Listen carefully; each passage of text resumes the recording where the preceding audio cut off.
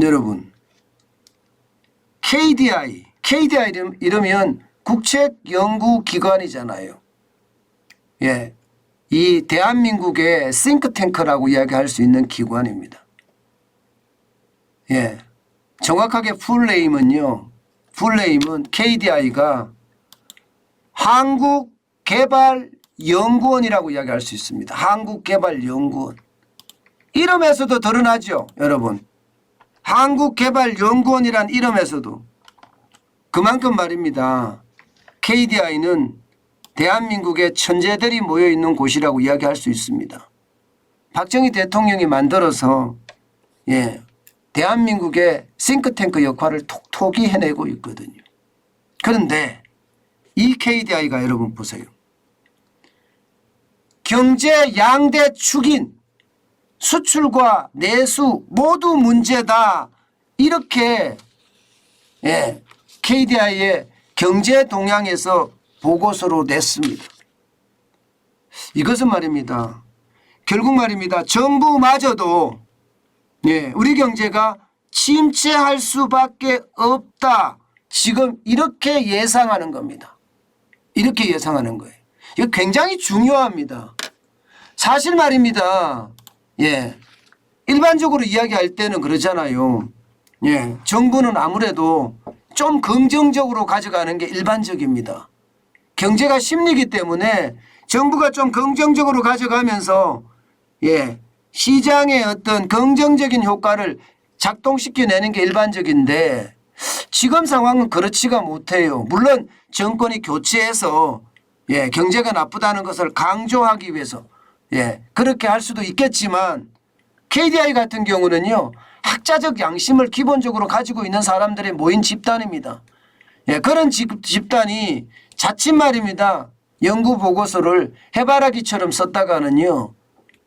영원히 매장당할 수도 있는 그런 학자들이 되기 때문에 이들이 저는 그렇게 쓸 것 같지는 않습니다. 그래서 저는 KDI의 8.15 경제 동향을 보면 수출 내수 모두 문제다고 지적한 것 이거요. 굉장히 저는 우리가 유의하고 주목해야 될 사례가 아닌가 저는 생각을 해봐요. 여러분 이거 한번 보세요. 실제로 말입니다. KDI는 콕 집었어요. 뭐 무역 적자 뭐 이렇게 막 짚지도 않고요. 무역 적자가 심각해. 수출 적자가 심각해. 그래서 우리 경제에 문제가 있어. 이렇게 안 집었습니다. 아예 콕 집었어요. 콕. 아주 세부적으로. 지금 중국 수출이 폭망했지 않느냐. 대한민국 수출에 거의 말입니다. 거의 25% 가까이. 지난 상반기까지는 23.4%였습니다. 중국에 수출합니다. 중국에. 여기에다가 홍콩을 통해서 우회죽으로 수출하는 것까지 따지면 여러분 30% 가까이 돼요. 홍콩에도 한 5% 이상 수출을 하거든요. 그런데 여러분 보시는 것처럼 대중 무역 수지가 지금 5월에 10억 9,900만 달러, 6월에 12억 1,400만 달러, 그리고 7월에 5억 7천만 5억 7천만 달러 이렇게 적자가 나니까 아예 KDI는 콕 집어서 이게 문제다. 이게 문제다. 이게 가장 큰 문제고 이것 때문에 수출은 지금 굉장히 어려워질 거다. 실제 말입니다. 대중국 일평균 수출 증가율이 6월에는 8.3%였거든요. 그런데 7월에는 1.6%로 추락합니다. 1.6%. 반면에 말입니다. 중국을 제외한 지역의 일평균 수출액은요. 16.8%에서 오히려 18.2%로 늘어났습니다. 그러니까 지금 중국에 대한 수출이 줄어드는 것 이것이 결국은 우리 수출 전체에 영향을 미치고 그 전체에 영향을 미치는 것이 결국 수출에 대한 적자 또 좀 더 심각하게 이야기하면 수출에 대한 재앙 뭐 이렇게까지도 지금 갈 수 있는 것 아닌가 이렇게 해석이 됩니다. 실제 지금 KDI가 콕 집은 거 맞죠? 틀리지 않습니다. 또 하나 콕 집은 게 있습니다. 이번엔 내수입니다. 내수. 소매 판매가 지금 장난 아니다 이거예요. 예, 실제 짚었는 것처럼 2021년 1월에 예, 소매 판매 이게 소비거든요. 결국 마이너스 1.9%입니다. 2월에 0.1%로 올라서더니 3월, 4월, 5월, 6월 4개월 내리 마이너스예요. 지금 6월 달에는 마이너스 0.9까지 떨어졌습니다. 결국 이것은요. 예, 소비자들이 지갑을 열지 않는다는 뜻이에요. 왜? 물가가 너무 많이 올라서 비싸서 안 열어요. 또 왜? 금리가 너무 많이 올라서 이자 내기 바빠서 쓸 돈이 없어요. 이게 지금 KDI가 분석한 겁니다. KDI가. 결국 말입니다. 수출도 내수도 망가진다는 거예요. 수출도 내수도. 지금 KDI 전망입니다. 이게. KDI. 이렇게 되면 여러분 기업이 설비 투자할까요?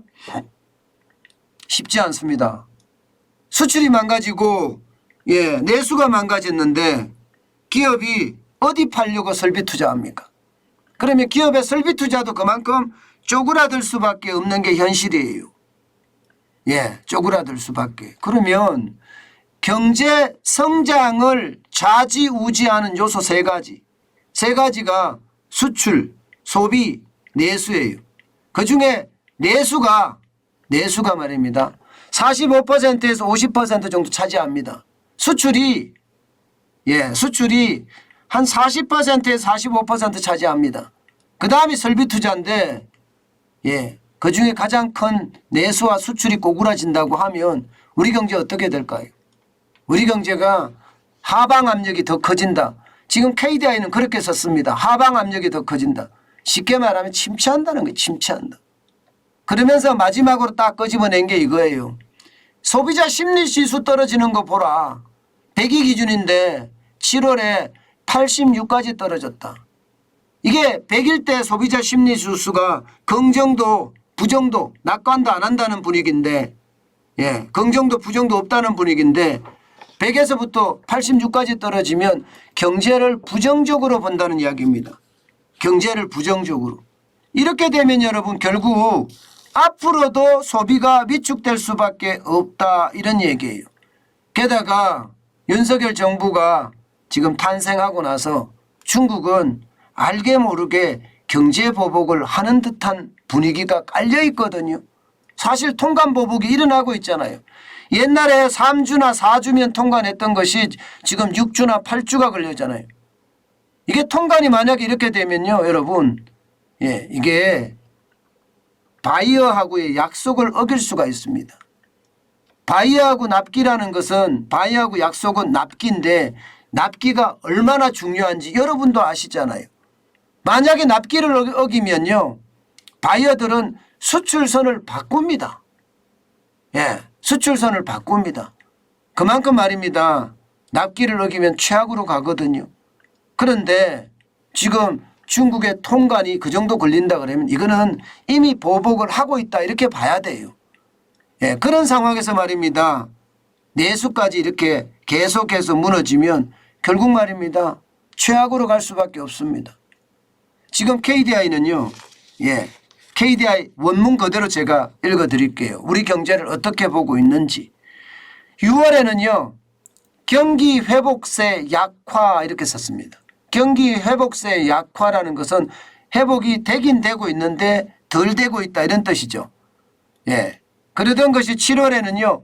경기 회복세 제약 이렇게 표현했습니다.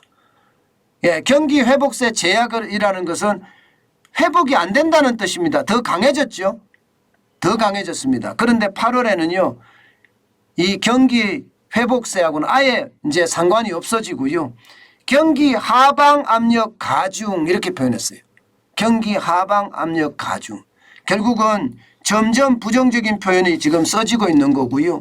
이 부정적인 표현이 결국 우리 경제를 예, 설명하고 있는 것은 아닌가 그렇게 해석합니다. 여러분 지표로 본 우리 경제는요. 예, 수출이든 내수든 투자든 심상치 않습니다. 그게 지금까지 현실입니다. 물론 고용이 좋아진다 이렇게 이야기하지만 그 고용도 떠드다 보면 결국 말입니다. 결국 세금으로 만드는 고용이라서 결국 그것도 진짜 고용은 아니다. 가짜 고용이다. 가짜 일자리만 만들어진다. 이렇게 이야기할 수 있는 거죠. 결국 말입니다. 정부마저도 경기가 더 꼬그라질 거다 이렇게 예측하고 있다는 것은 그만큼 상황이 좋지 않다는 거다. 이렇게 얘기할 수 있습니다.